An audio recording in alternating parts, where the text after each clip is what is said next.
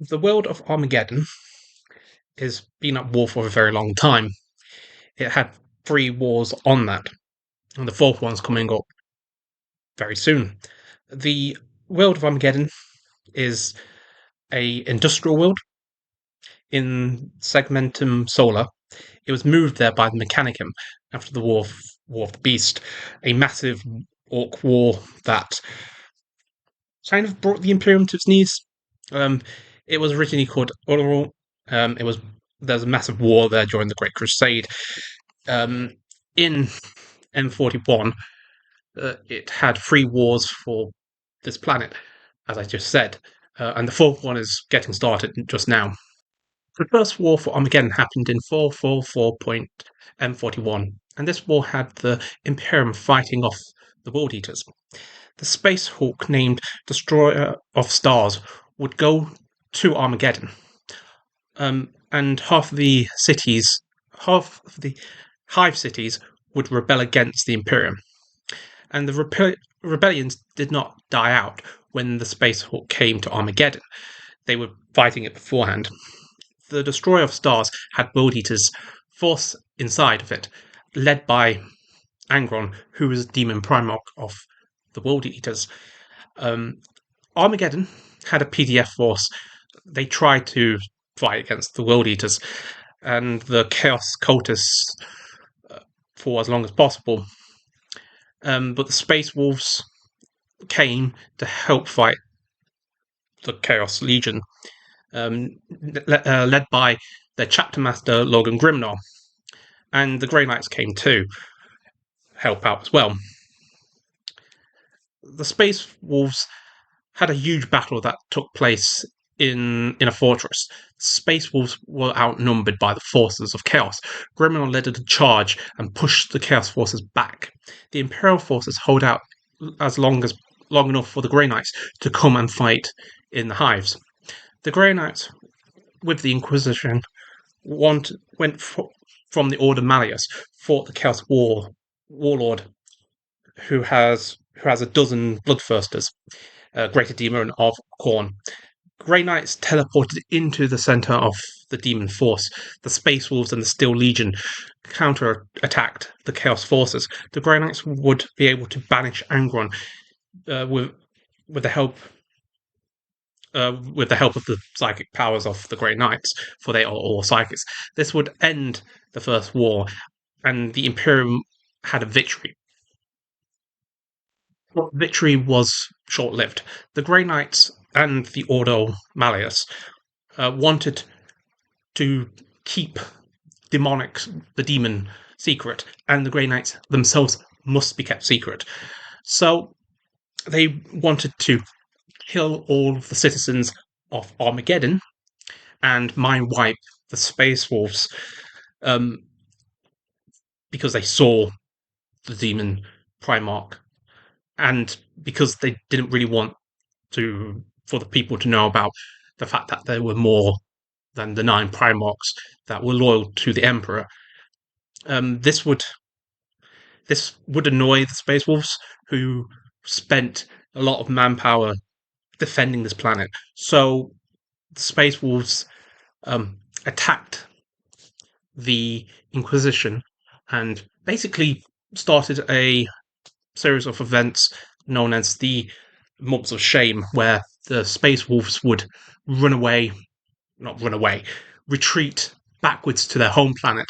Every time they would warp jump, the Inquisition would destroy anybody who saw them, so more people were dying than just the people of Armageddon. This was actually quite interesting because they were actually defending the citizens' ships with their own battle cruisers. It would lead to the Space Wolves' homeworld, where the Inquisition would go down and they were fighting. And one of the ancient Space Wolves, who was in the Dreadnought, Brawl the Foul-Handed, told both sides to talk it out and come to an agreement because they don't need to fight anymore. Before this, the Inquisition tried to negotiate with the Space Wolves, and that Inquisitor magically disappeared. Had a tragedy, would be would have a tragedy with them. But they talked about it and they had came to an agreement. The chapter master would retain his memories, and the space wolves will be mind wiped, as they already said they were, and the people of Armageddon would be worked to death, would be sterilized and worked to death. Um, this somehow was a better solution for this, and that would end the months of shame. The second war for Armageddon happened in 914.M41, and this war had the Imperium fighting off an Orc war. This Orc war was led by the war boss Gazgul. Gazgul is the biggest and strongest Orc in the galaxy, and he is the prophet of Gork and Mork. Orcs traveled to Armageddon on a space orc and crashed the space orc into the northwestern of the world. And orcs threw orc rocks as well. Think of them like drop pods for orcs. The orcs destroyed hives in the landing of their forces. The PDF tried to fight off the orcs. Yarrick, who is the hero of the Imperium and made his name during this war, helped keep the people of Armageddon fighting, and Yarrick took over the defense of Armageddon.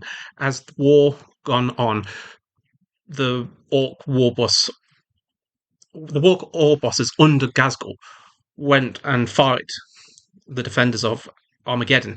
Gazgul had orcs from other clans under him and warlords to lead them. Gazgul is from the Goth clan, meaning he's not. He just you think of them as the generic orcs that are just very strong and will hit you. Yarrick was fighting the orcs. Yarrick was captured by Gazgul. Yarrick was not killed, but let go by Gazgul, because Gazgul said to Yarrick, "It's hard to find a good fight."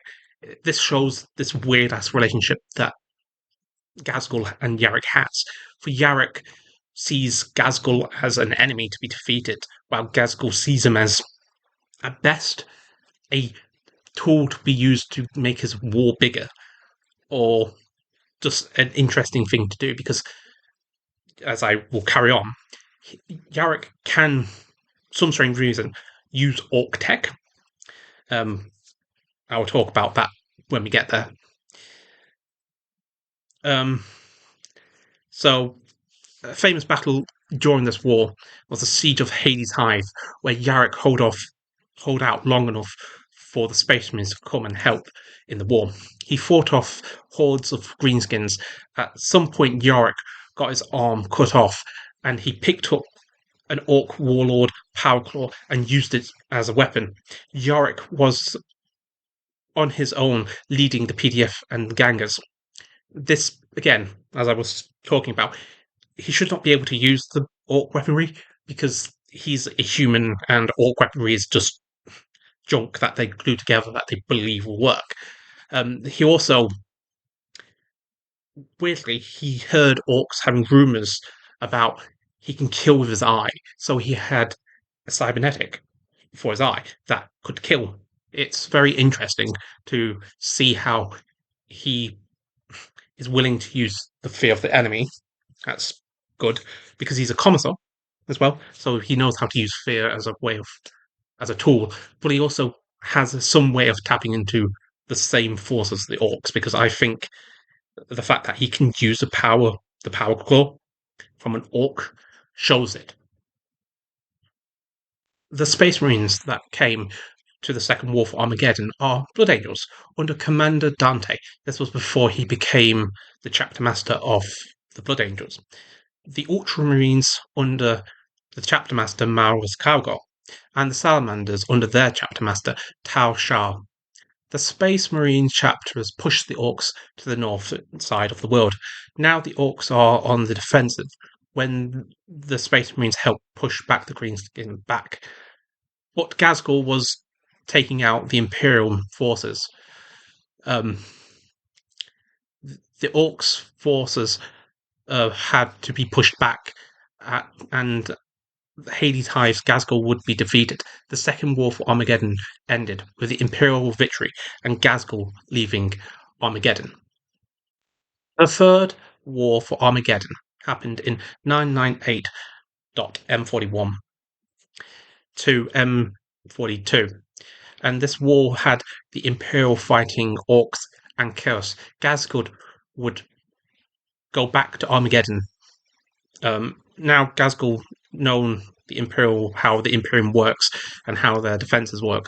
Some of the Orcs under Gazgul did not want to go back, but because he is the biggest and the strongest, they had to follow him.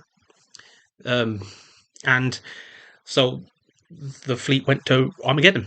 The Imperial forces under Yarrick at the Imperial Guard Titans, Sisters of Battle, and 12 Space Marine chapters, the Orc forces started to land on Armageddon by using rocks. They would destroy hives, namely Hades hives, from the last battle. And they would go back to the Space Hawk where they crashed during the Second War for Armageddon to build up their forces. The Orcs then went to start to get more aggressive with the Imperial forces. When the Orcs and the Imperial forces under Yarrick is in with the Great Rift came demons that came from it, and they had to deal with that as well. It is known as the Season of Blood. Angron was starting to manifest. Again, he is with his world eaters. He was kind of there, but not fully formed. They were able to banish him before he could come. The Fourth War of Armageddon is just starting, and a speed war is being led by Wazkun Kaz, and he wanted to make a roadway that goes across the galaxy. And Yarrick, who the Imperials believed to be dead, and Gazgul is coming back to Armageddon. The Fourth War for Armageddon is going to be an ongoing war, and it's going to be getting more details in 11th edition. We know that Yarrick holds out long enough to basically tell the Imperium to send reinforcements. That was the book before the last book that we had. It's going to be interesting to see what happens. I prefer this for a grand narrative for 11th edition. It feels very grounded, and it makes sense for a planet like Armageddon to be used like this. Because I didn't really want another grand scale thing, because we already had the Great Rift happening and the prior Nexus with the Necrons and the Fourth Tyrannic War. The Fourth Tyrannic War they really did nothing with for 10th edition, and I feel like they would do more with this now for the fact that it's a single planet.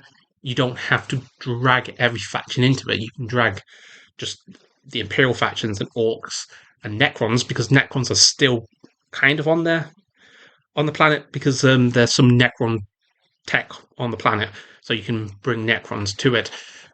Also, Chaos is also there, so you don't have to just arbitrarily decide to bring the Votan or the Tau, because the Tau wouldn't be able to get there because they're from the Eastern Fringe, and they're not going to be able to make it to Armageddon, so it makes sense for them to do something different and tell a different narrative about what they're doing instead of dealing with the consequences of a widespread thing. Yes, that's the end of this video. Please leave a like and leave a comment below suggesting a video that you want me to make. And yeah,